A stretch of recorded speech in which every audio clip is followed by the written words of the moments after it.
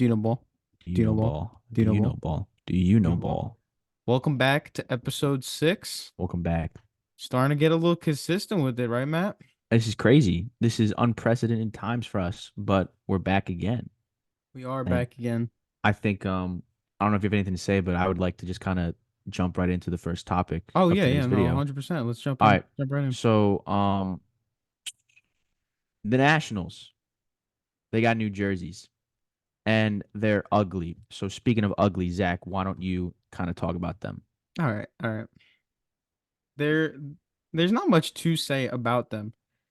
They're new jerseys. I don't know if they're we talked about it before, but I don't know if they're alternate jerseys or it's their everyday jerseys. Yeah, I don't know. I've seen some things. MLB on Fox said that they're like alternates, and they're like new road jerseys. But regardless, if these are permanent, they are just Trash. not it. Yeah. They're terrible. The They're a hard sight to look at. Um, if you're telling me that this is what their like their whole club as a whole and management and everything, and they looked at it and they were putting up a design and this is the best they could come up with, this is pretty terrible for Mhm. stuff they could come up with because everything about it I hate. I hate everything. Um, this is just another scenario where you should literally just stick to the basics and stick to what you have and not try to change it too much. You know, especially going back to last year with their City Connects and like the flowers and stuff, that was terrible too. So to go from one having one terrible City Connect jersey to like something that could potentially be your everyday jersey is kind of terrible. And it's just very hard to look at. Yeah, see the City Connect, I kind of like with the pink. I think there should be a full pink uniform. I think they kind No. of fumbled with that one. Yeah, that would be really cool with the cherry blossoms. But this one, the thing is the Nationals like logo is bad enough because it's Walgreens. And then on top of it, now you have like these really bad uniforms. It's just not great. The font, everything will be on Yeah. your screen as you see, but the font is just not great. They I don't even know who the guy modeling in the photo is. Like genuinely, I have no idea. Like, I I I can't tell think you. I don't want to butcher his name, so I'm scared to say it, but I'm pretty sure that's Stone Garrett. Who? I'm pretty sure it's Stone Garrett. That I'm pretty sure that's not a real person. it may be look him up. I'm pretty sure that that's who that is. Stone Garrett. It That is a real person. Hold on. That is a real person. That is indeed in fact Stone Garrett. Yep. Stone Garrett was one of their young guys last year. Young, he's 28 years old. Well, one of their rookies. Well, when you have Stone Garrett modeling for your team, then you already know. Just not off to a great 2024. So, No, oh no, no, not the fan of this. It's the first ever V-neck though in team history. So, it's still not good to look at. yeah, no. I mean, if this is what the Nationals have to be excited about for next year, because they haven't signed any free agent at all. Um, Mm, if new jerseys, new trash jerseys, is what they have to look forward to for next year, then I mean, kudos to them. There's not much to say about the Nationals. no, I think they'll be fourth in the NL East, and I think they will. That's the most that they will do. Yeah. Um, You agree with that? Fourth in the NL East. You agree with that? Why? Because you're gonna say the Mets are fifth? Well, obviously. Who They're not. else? They're not. I They're don't not. know. That the Nationals are gonna be fifth. I'm so Or glad this is called Do You Know Ball because you just clearly don't. whatever, whatever. We're gonna move on from this. We're gonna move on from this. Just to more, terrible news. Like it doesn't news that doesn't really matter in the baseball world. Aroldis Chapman to the Pirates Hmm. for 10.5 million for one Yeah. year. Hmm. What does that do for the team? That is a we're gonna sell you at the deadline move. That's what the Royals did with him Probably, last year. probably. Except they shipped him off a little earlier than the deadline.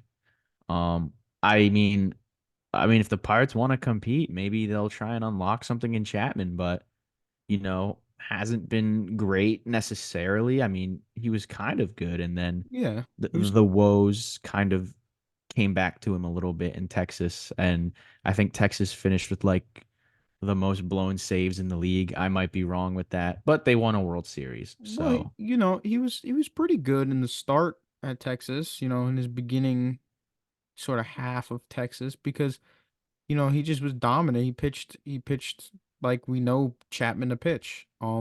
He's throwing really hard.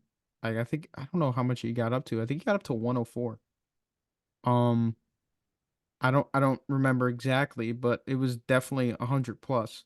So, I mean, he still has that potential to get to that point, but he's got such a long history from being really, really good to being really, really bad. And at his lowest, I think it was literally like his last season with the Yankees was a very, very low point for Chapman because he just could not find the strike zone. He was walking batter after batter.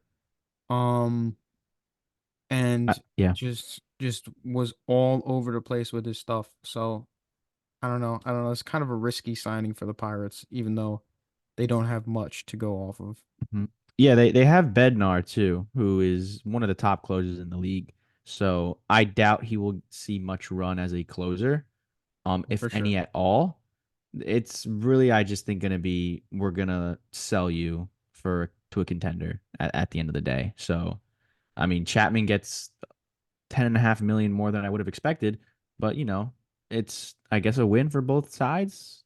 Maybe It's a it could whatever be deal. It's it really a could whatever be deal.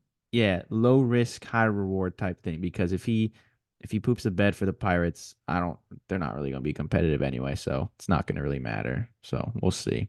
Well, do you see now, like, do you think that he's going to be now a bridge kind of to Bednar? Because I think that's what they could be building towards is a bridge to Bednar to close the games out.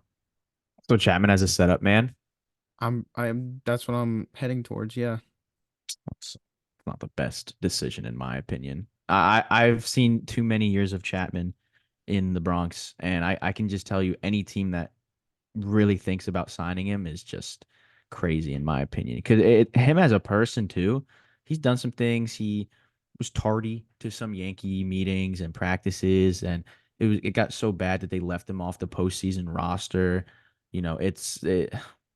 Him as a guy, not the greatest, but World Series champion, two-time World Series champion.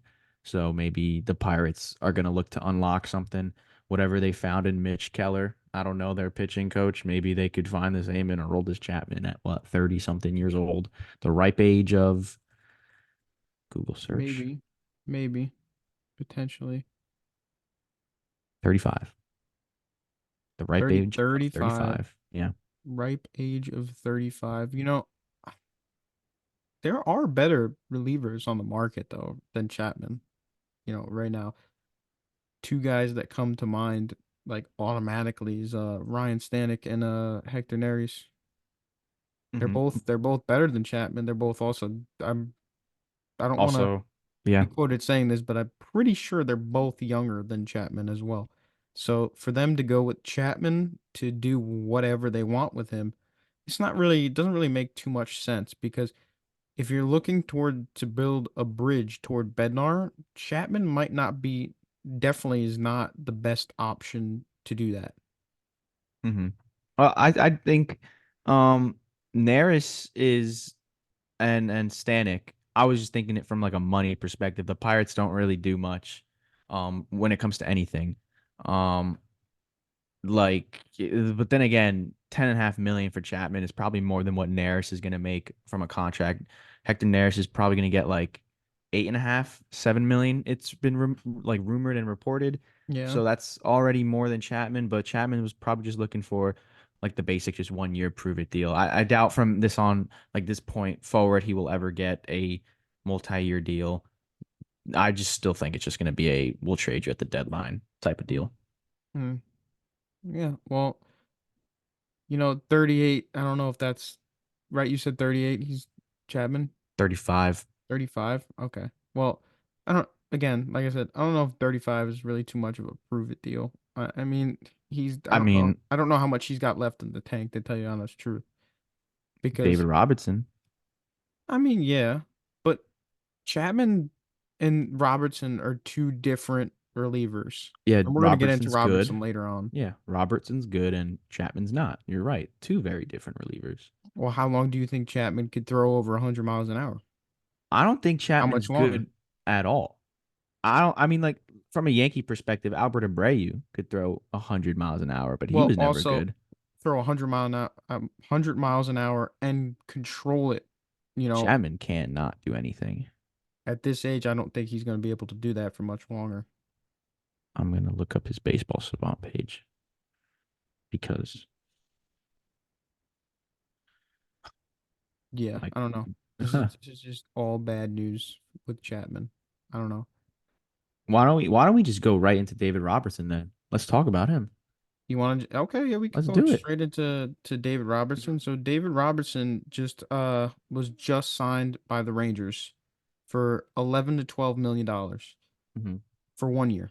Hmm. This is now the third Met to leave and to join the Rangers. The other two are, of course, DeGrom and Scherzer. Um, just sadness. That's all I could really experience with David Robertson leaving. Well, not really leaving because he wasn't a part of the team at the back half of last year, but to sign with the Rangers because there was rumors that the Mets could potentially have a reunion with him for this year.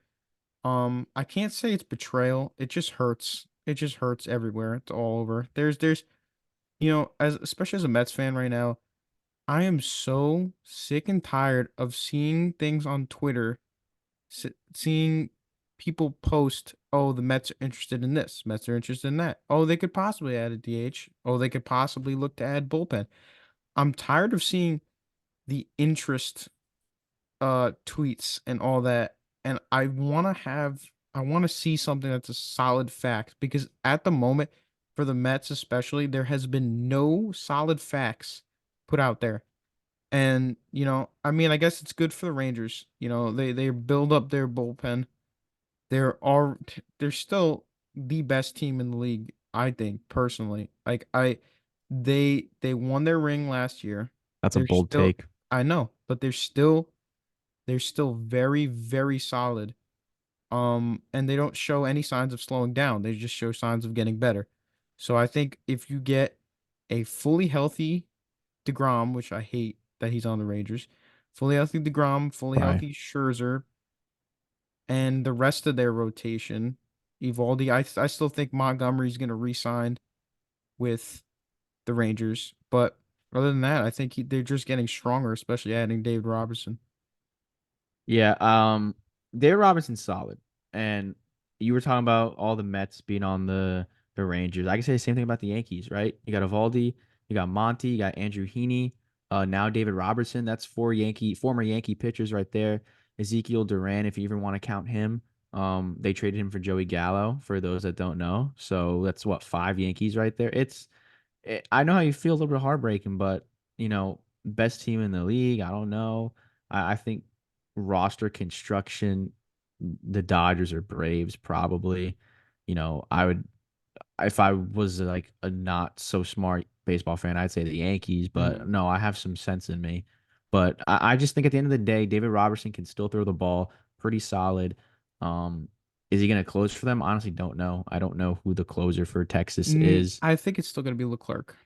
I think Oh, it's still going to be Leclerc. forgot about him. Yeah, I forgot about him. He's That's solid. solid. That's a solid 1-2 punch though. Mhm. Robertson and Leclerc. It's I don't solid. know exactly their entire bullpen, but just knowing that those two are in the half of their bullpen, pretty comforting feeling for Rangers fans. It's a nice addition. I wouldn't expect Robertson to be their Lord and Savior, but it's a nice addition to the Rangers bullpen because they were trying to add some guys such as Josh Hader, but we know he went to their division rival. So it's not a great consolation prize, but it's a solid addition. So I think the Rangers made out good with this one. Yeah. Yeah. I'm gonna let you introduce actually the next two Oh, topics. I like that. I'm gonna let you introduce. Um, just to start off for you, Hall of Fame ballots. I'm gonna let you take the reins on that. Yeah. So the other day, Hall of Fame ballots officially were released, and we have three new inductees this year. We have Adrian Beltre, Todd Helton, and Joe Mauer. In my opinion, all three of these guys deserve it 100%. If it was up to me, Todd Helton would have been in last year. That's how I see it. But he's in this year. That's all that matters. So I'm just going to go down the row. We're going to go one by one. I think for current day baseball guys, for people that are just getting into the sport, in my opinion, I think Beltre is probably the name that you gravitate towards more, right? I think Texas is having a lot of success lately, just winning a World Series, and now you have one of their most beloved players getting inducted into the Hall of Fame at a whopping 95.1% on his first ballot. Beltre, he's incredible. I remember when he got his 3,000th hit a couple years ago. I don't know how long actually it was, but he's four-time All-Star, five-time Gold Glove winner, four-time Silver Slugger Award winner. Overall, he's a great guy. He deserves this. So congratulations to Adrian Beltre. Now we're getting to Todd Helton. I believe this is his sixth year on the ballot. Quite simply, just frankly, the best Colorado Rocky of all time, the best Rocky of all time. You are the face of the Rockies history. You deserve to be in the Hall of Fame. And he's got some good career resume behind him. Five-time All-Star, three-time Gold Glove Award winner, four-time Silver Slugger Award, 79.7%. You know, good for Todd Helton. Like I said, I think he still should have been in it last year. But he's in it now. That's all that matters. And now we get into our last and final member of this year's ballot, Joe Mauer, 76.1% on his first ballot, six-time All-Star, AL MVP in '09, three-time Gold Glove Award winner, five-time Silver Slugger Award, and three-time AL batting champion. Now, keep in mind with Joe Mauer, he spent his whole career with the Twins. He's a catcher. I think Hall of Fame voters look at those two things specifically, right? A lot of people think Gary Sheffield should have made it the Hall of Fame this year. I kind of agree. A lot of people say because, he's played for a bajillion teams, and he has. But I think including that in a Hall of Fame reasoning for voting people is kind of stupid, in my opinion. Although these three definitely deserve it, there were some snubs, 100%. Like I said, Gary Sheffield, I think, should have been in it. Billy Wagner's honestly probably the biggest one. I think he's a Oh lock to yeah. make it next year. Yeah, but Hmm. these voters, I don't understand what their thought process is, and I would love to hear why they vote people and why they leave people off. Not being biased at all, Alex Rodriguez deserves to be in the Hall of Fame, the best third baseman of all time.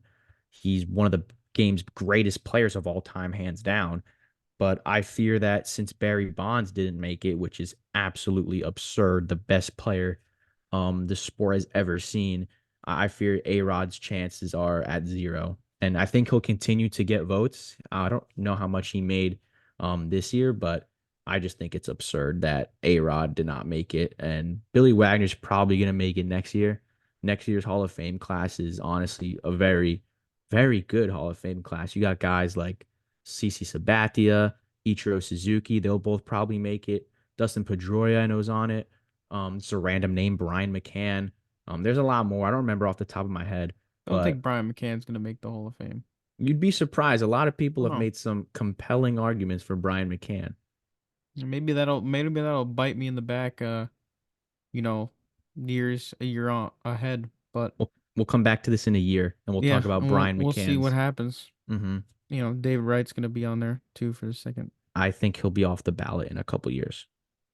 Could be. He only received 6.7 votes this year, hmm which is terrible. But I actually think, as much as I don't like the Mets, I think that's crazy. I know, Chase Utley got I like know. 30 something percent, Yeah, and David Wright only got six something, and I think that's crazy. literally But was David Wright was literally the captain and like the face of the franchise for years. mhm. So for him to only get 6.7%, it's kind of wild, kind of crazy. I don't agree with it at all, but who am I to say? Who am I to hmm judge? Yeah. But yeah, Oh, the Hall of Fame ballot. definitely three guys that deserve to be in the Hall of Fame without a doubt. Especially the guy at the top of the list who received the most votes, Adrian Beltre. Um, again, a guy that's performed so well for the Rangers, and it is really just a warming story, especially considering they just won the World Series last year. So Hmm. our next topic is definitely one that you have a connection to. Not so much me, Hmm. but it's actually funny to hear about. Hmm. I know you have the Yeah. quote. Um, So yeah, in the baseball world, if people don't know, one of the game's best players, Juan Soto, was recently traded to the game's best team, the New York Yankees. And the biggest piece in that trade was relief pitcher Michael King. Very solid arm. Was going to be in the Yankees rotation this year, but he's young and they had to give him up.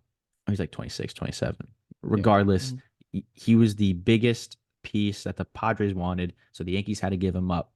Mike King, a couple days ago, made some comments about that trade officially on the record.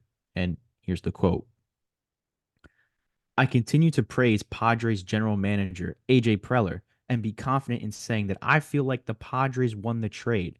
I feel like the talent we've gotten, I was shocked to see the Yankees part ways with that many people. Obviously, it's Juan Soto, so you have to give up a big package, but I was pumped to see who was coming with me to San Diego. I know they're going to contribute this year and for years to come. That is wild, very wild. And I have comments for that. First off, no, the Padres did not win the trade. Yankees gave up their backup catcher. They gave up a pitcher that's not even like under control for what, next year or the year after. I mean, it's Mike King. His arm's going to explode at any point. Drew Thorpe, although he's a very, very good prospect, won minor league pitcher of the year, I believe, something like that. He's not even their number one pitching prospect for the Yankees. So who cares? Johnny Brito, I don't care. Who's the other one? Vasquez? Randy Vasquez? I can't even tell you who that is. Genuinely can't even tell you who that is. You're missing a Did certain catcher. I said the Yankees give up Said their backup catcher. okay. It's not gonna matter. Continue. Continue. Is not gonna matter. But then at the same time, what is Mike King gonna say? Oh, Padres traded for me. They lost the trade. No, you're not gonna say that. You're an athlete. You're gonna have confidence in yourself. Of course, you're gonna say you won the trade because they traded for you. But he acknowledges it's Juan Soto, and so he's basically saying, they gave up a ton, so they lost the trade. That's not how it works, right? If the Yankees gave up Miguel Andujar, Clint Frazier, Bubba Thompson, Slade Heathcock, whatever his name is, I don't know. I'm just thinking of obscure Yankee names. If they gave up just a bunch of randoms for Juan Soto, that doesn't mean they lost the trade just because they gave up five people. It's the quality of the people. If Drew Thorpe ends up being one of the greatest pitchers this game has ever seen, that's okay because the Yankees get a generational talent in Juan Soto, even if it's for a year. Who cares? The Yankees have Chase Hampton, they have Clayton Beater, they have the guys to replace Drew Thorpe.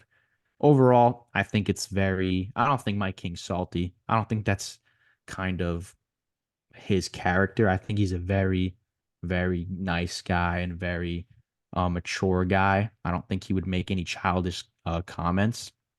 And also considering that the Yankees got Marcus Stroman this offseason to potentially replace his spot in the rotation, I still think the Yankees won the trade. At the end of the day, it's Juan Soto, and you have to give up the moon to get him. Yeah. Yeah. Make a lot of great points there, especially with Soto. Soto's like you said, is a generational talent. And to give up what you gave up to get him is actually fantastic. You're right, even if it's just a year for the Yankees. Um, and Keep in not mind, sorry, keep in mind the yeah. Padres, they wanted Dominguez and Volpe to start, and the Yankees whittled themselves down to Johnny Brito and Randy Vasquez. Well, not just that. I mean, not that this player actually means anything to, but you did get a pretty decent like rotating player in Trent Grisham. You could platoon him. totally forgot about Trent Grisham. I'm Yeah, not gonna lie to you. he was a part of the deal too. He was a Hmm. part of the deal too, and um, that's a pretty nice piece to just have lying on your bench. A guy who can hit home runs, and I do think he will do good in the Bronx when his number is called to bat or to play the outfield or anything like that. But again, to say that the Padres won this deal is an understatement. I think personally the Padres should have just held on to him, and because if you know you're not going to get him anyways after in next offseason, why trade him? I mean, I guess trade him now to get the value. But if it was me and if I was running the Padres with the team that they have with guys like Machado and Bogarts and Tatis and all the other like pitching components and bullpen wise and everything, the team that they have now, I would just run it out. I would run his contract out. I would have him for the last year, and I would try to make a push for the World Series while you have Juan Soto. But they got rid of him.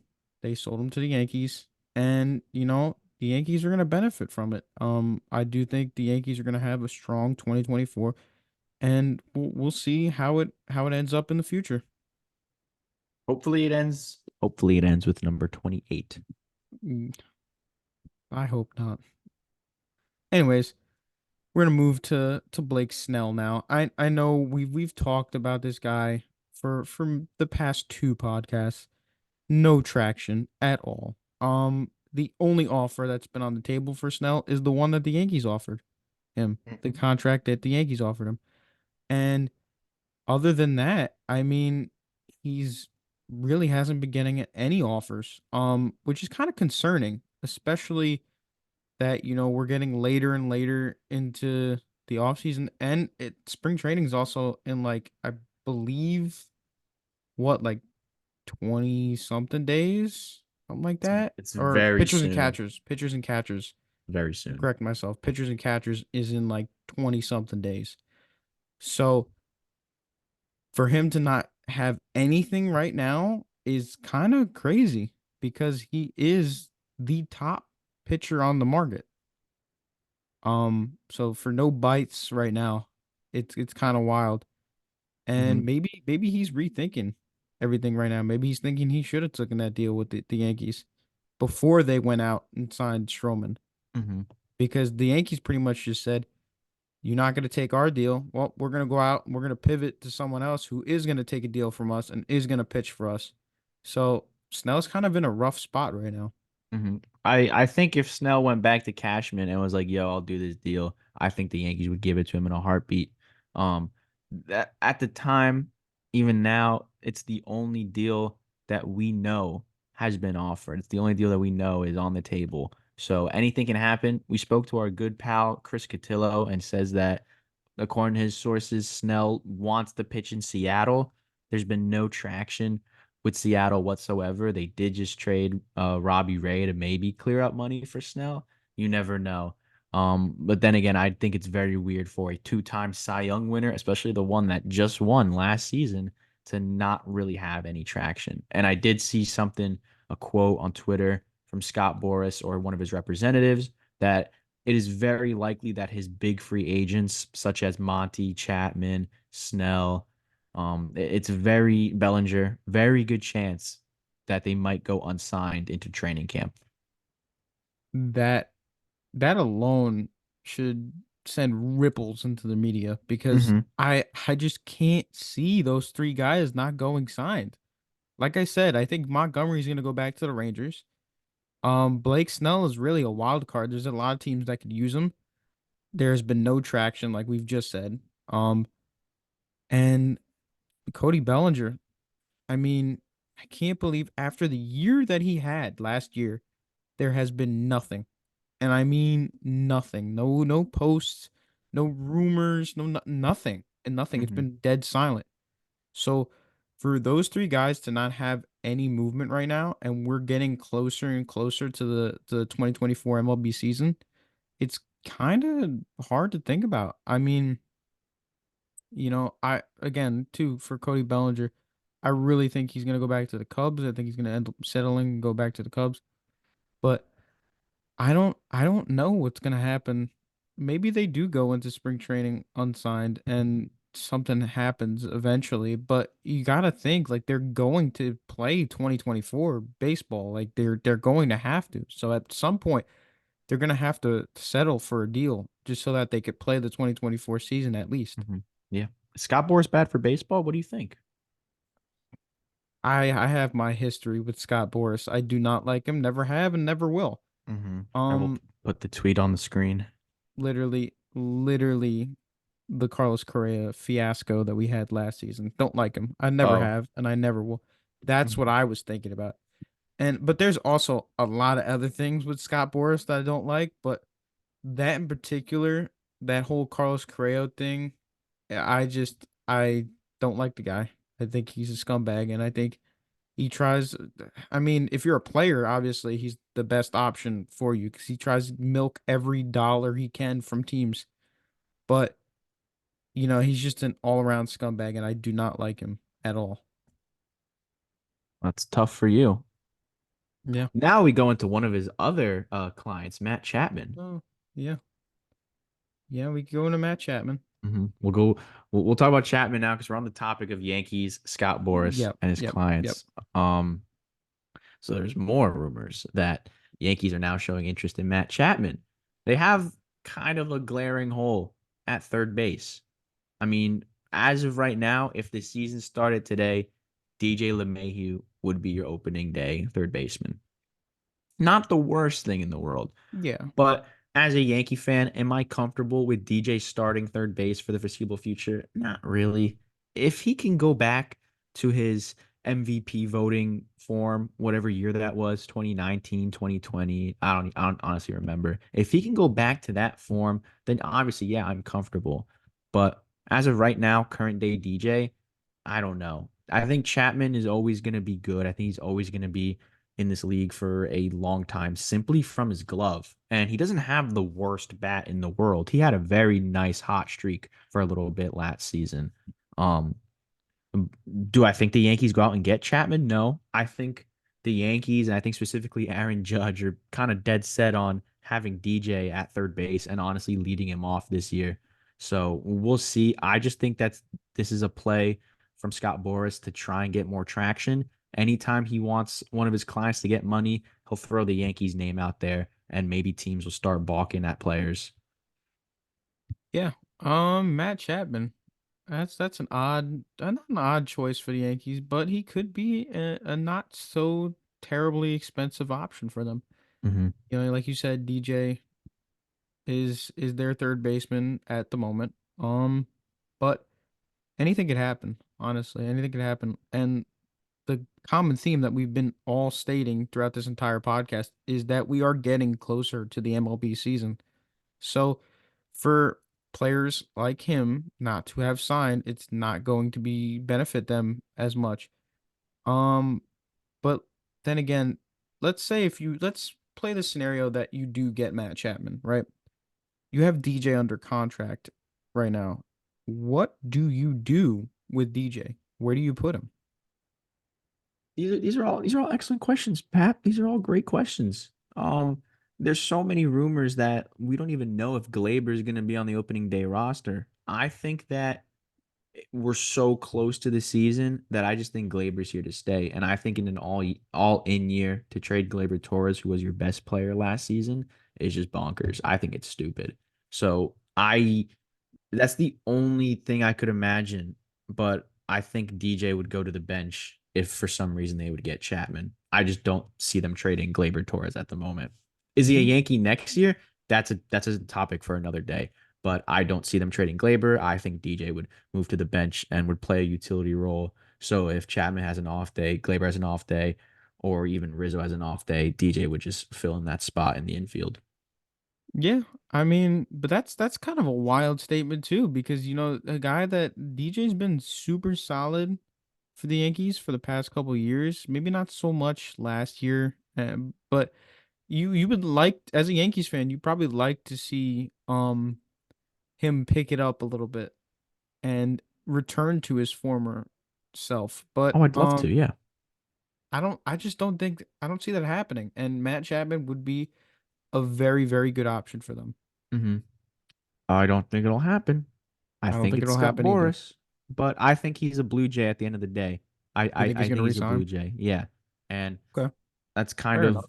I kind of wants to lead me into the next discussion for Go ahead. considering the Blue Jays. At least I know what I want to say. I don't know about you. Okay, all right, go ahead. Go ahead. Start it off. So, speaking of the Blue Jays, JD Martinez, where's he going to go?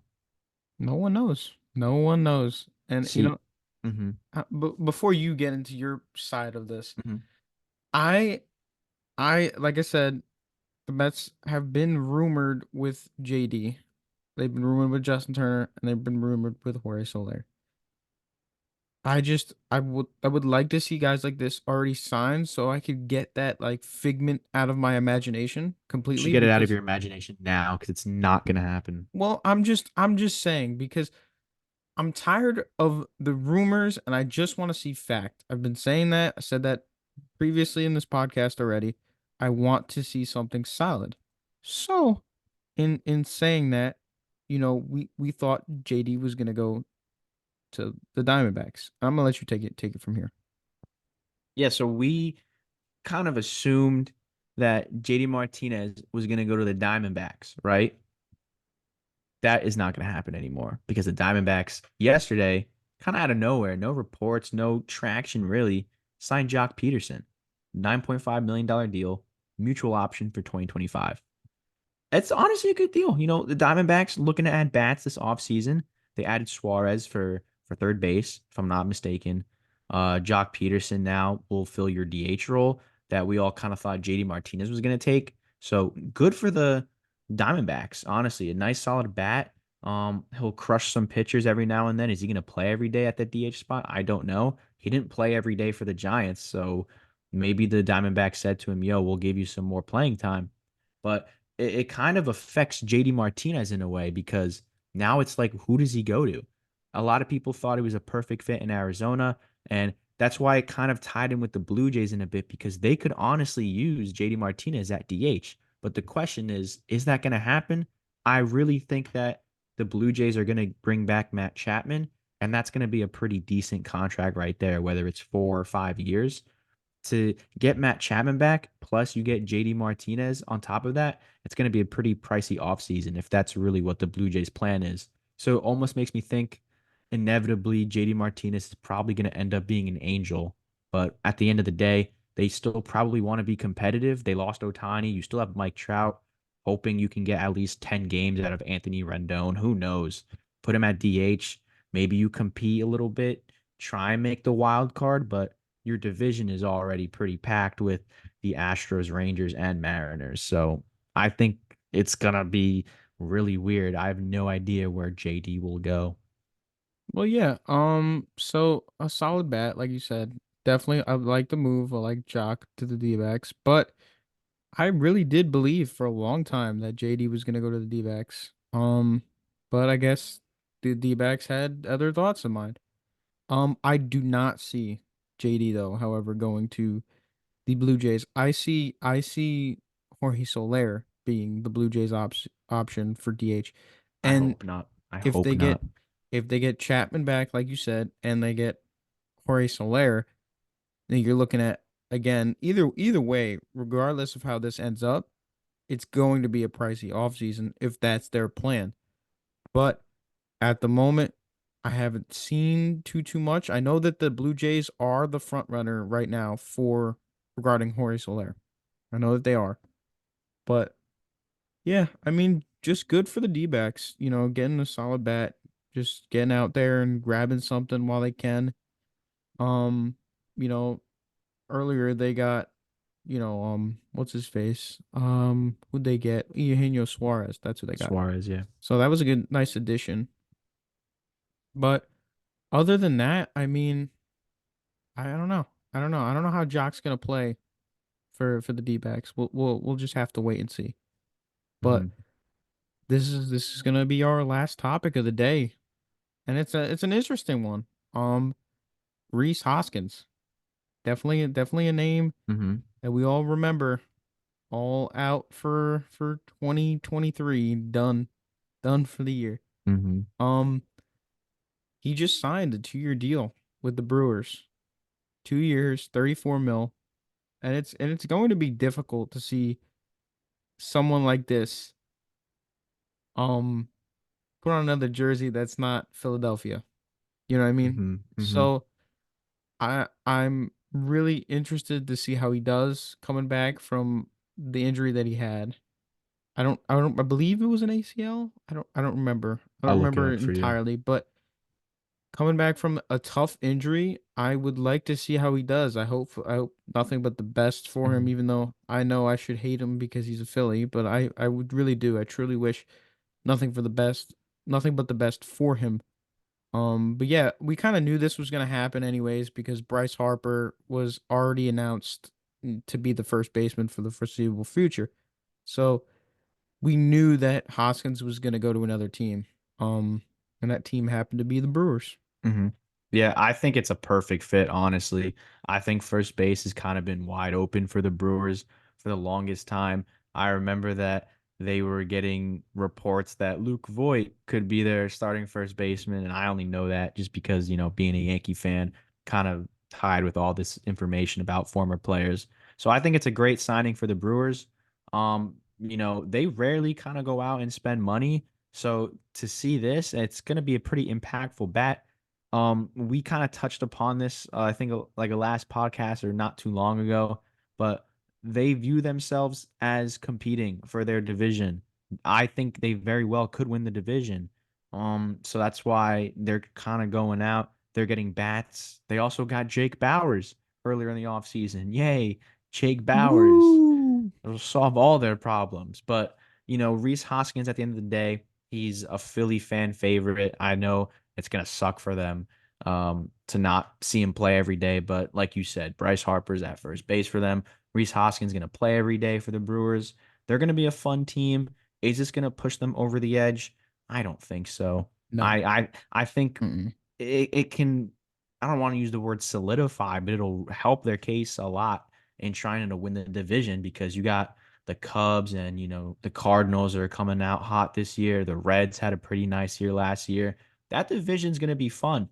And I still would not be surprised if the Brewers took it home in the end. But Reese Hoskins, nice grab for the Brewers. Definitely a nice grab. But it is also not just the only thing that they need to do. Definitely a good start to what they could do, but Reese Hoskins is not going to solve all their problems. Mm-hmm. Yeah, well, I mean, with that, that pretty much wraps up our sixth podcast here, Matt. You want to Mm-hmm. say anything else? Check out our TikTok. If you're watching on YouTube, we post clips, the best clips from this pod. And look out soon. We will be posting on your favorite streaming devices. Indeed, indeed, we are going to be coming on your Mhm. favorite streaming devices. We will be doing a Super Bowl edition in the next 2 weeks. We will get some football experts to join us as well. And we Yeah. will be talking about our picks for the Super Bowl. Yeah, I'm excited for that. I'm excited for that. It should be a good one. Don't know who's going to be in the Super Bowl yet, Find but that out it's time. tomorrow. It's nice to have some different topics to talk about other than Hmm. baseball, even though Yeah. baseball's been kind of hot right now. We'll see. We'll see how it does. If you guys like it, maybe we'll continue. Maybe we'll continue. Maybe, Maybe we'll maybe we'll get continue. into basketball too. Yep, yep. Just thank you guys for watching, and we'll see you guys next week.